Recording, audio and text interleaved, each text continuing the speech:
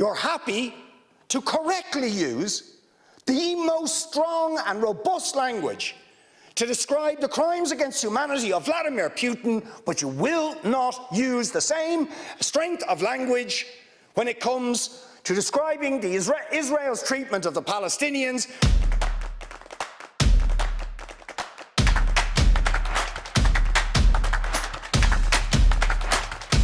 And yes, the government is concerned about its use of language and doesn't feel it is appropriate to even use the word apartheid when Amnesty International, the most respected human rights organisation in the world, and Human Rights Watch, within a very short period of time, issue these damning reports saying that Israel, since its foundation, has been built on a system of oppression and domination and apartheid and racism, involving the murder of unarmed, innocent civilians on a regular basis, arbitrary detention and imprisonment, land annexations, the displacement of people, the denial of basic fundamental rights to 6 million Palestinians who are displaced outside Israel and the occupied territories, to the right to the return to their homes, to the illegal blockade of Gaza,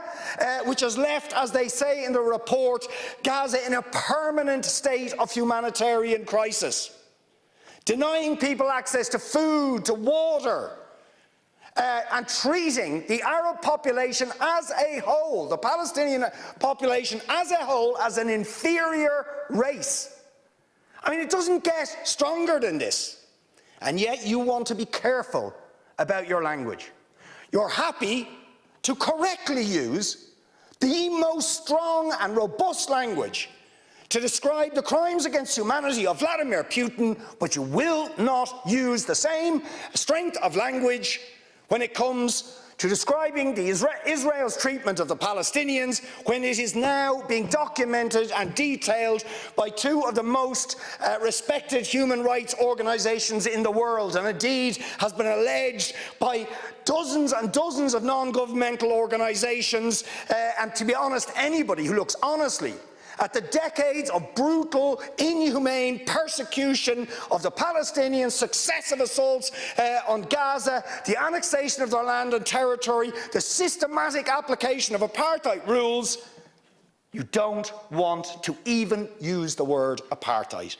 Never mind sanctions. 5 days sanctions against Putin and his thugs, 70 years of oppression by the Palestinians, and it wouldn't be, what was the word you used? It wouldn't be helpful to impose sanctions. Amnesty International are calling for Israel to be referred to the International Criminal Court for crimes against humanity. Will you support it? They are calling for targeted sanctions against Israeli officials who are perpetuating the system of apartheid, just exactly the same types of sanctions you've just initiated against Vladimir Putin. Will you support it? And I think the answer is clearly you're not going to. And then we ask the question, why? Why?